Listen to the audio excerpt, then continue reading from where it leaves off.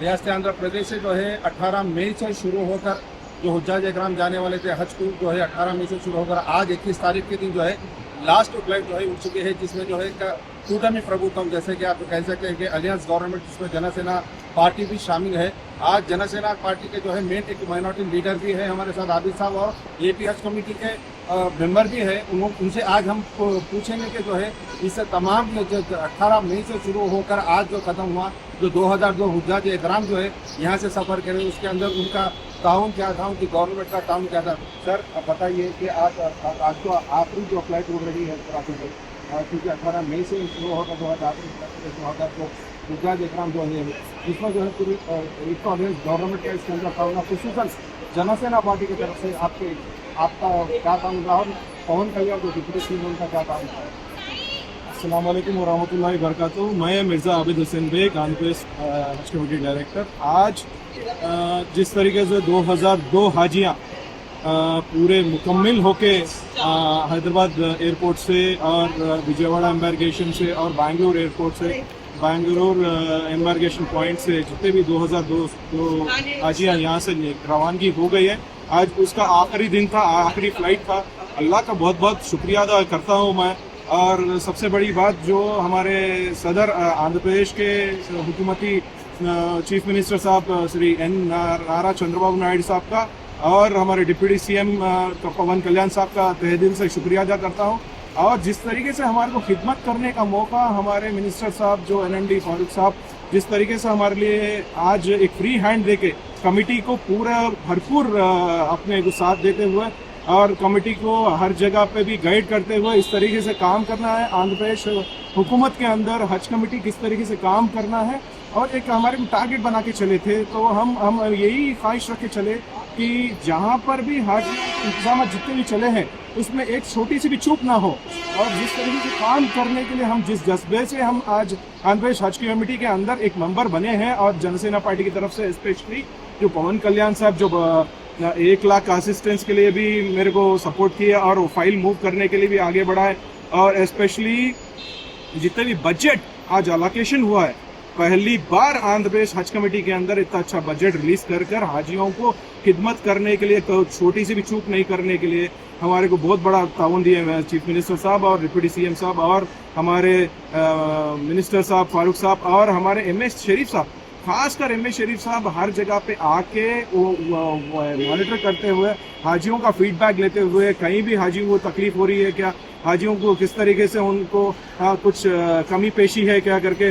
Personally उन्होंने अपने side से क्वेश्चन ये देखने में मैं दरमियान में ये देखने में भाई शुरू 18 मई से लेकर आज तक देखा कि ज़्यादातर जो है पूरे हर जितने भी डेली फ्लेट्स हो उसमें आप शामिल थे। एक बहैसियत एक डायरेक्टर होने के बावजूद भी आप एक वॉलंटियरली के तरह का काम करा, वजह क्या थी, आप रहने की वजह जिम्मेदारी क्या थी, आप इसके ऊपर बताएं। क्योंकि मैं बहुत सारे डायरेक्टर्स को देखा, कभी दिन आए कभी दिन, उनकी भी मेहनत थी लेवल के लिए, लेकिन आपका जो डेली इसके अंदर यहाँ पे रह के पूरा टोटल गाइडेंस देना, पूरा सुपरविजन करना, उसकी वजह ये सब मैं आपको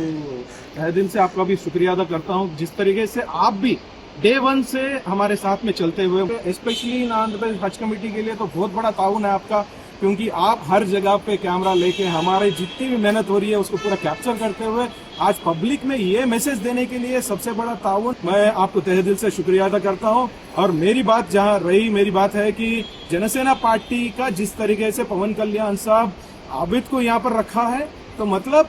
खुद पवन कल्याण साहब यहाँ पर रिप्रेजेंट करो, सिंपल, इसमें कोई दोहराई नहीं है। पवन कल्याण साहब जिस तरीके से काम करते हैं उसी तरीके से उनके जन सैनिक भी वही काम करके दिखाएंगे। और हमारे लिए 40 साल या 50 साल हम हुकूमत में नहीं थे, हम पहली बार आए, तो हम हुकूमत को दिखाना चाह रहे हैं, हम आवाम को दिखाना चाह रहे हैं कि किस तरीके से काम कर सकते हैं। एक नौजवान अगर उसको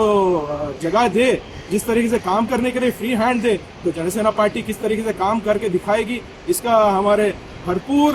मैं शुक्रिया अदा करता हूँ पवन कल्याण साहब का। क्योंकि मेरी मेहनत तकरीबन प्रीवियसली भी 15 साल मैं हज कमेटी के अंदर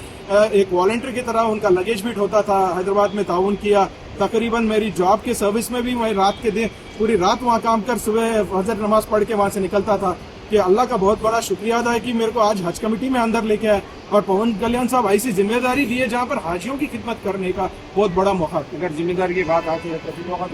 रियासत आंध्र प्रदेश में जो हज कैंप नहीं है, इससे पहले भी कड़वा के अंदर बनाए थे, अब कुछ वजूहत के वजह से जो है हो गया, लेकिन अब परमानेंट हज कैंप बनाने का चंद्रबाबू नायडू का भी जो है बहुत सारे प्रोमिस है, जिसमें आप पवन कल्याण साहब से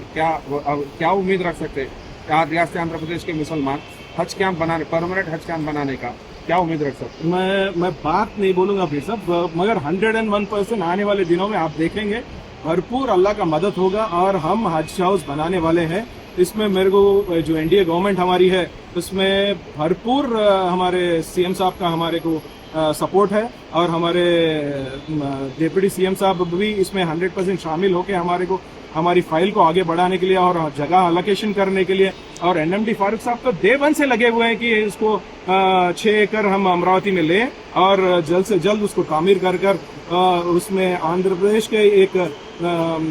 क्या मॉन्यूमेंट्स में हज कमेटी को भी एक मॉन्यूमेंट बना के आगे दिखाएंगे पूरे देश के लिए। ये एक पर्सनल सवाल है सर, 2002 हुज्जाज इकराम को जो है आप पूरा टोटल रवानगी अपने हाथों से जो है लगेज को ना पूरा टोटल, इसके अंदर आपको पर्सनली क्या अट्रैक्शन दिखा, जज्बाती कुछ ना कुछ तो भी आपको पर्सनली दिखाऊंगा? देखो पर्सनल लम्हे तो ये है कि हर वक्त स्पेशली मेरी वालदा के लिए मैं आज कैंसर से जूझ रहे हैं उस जगह पे और दुआ का मंजर मेरे को मिला, इतना बड़ा प्लेटफॉर्म मिला और मेरी वालदा के लिए मैं हर लम्हा उनके लिए दुआ कराया, इससे ज़्यादा मेरे को कुछ नहीं चाहिए और अल्लाह ताला ऐसा मौका दिया मेरे वालदैन के लिए मैं दुआ कर रहा हूँ, बस शुक्रिया अदा।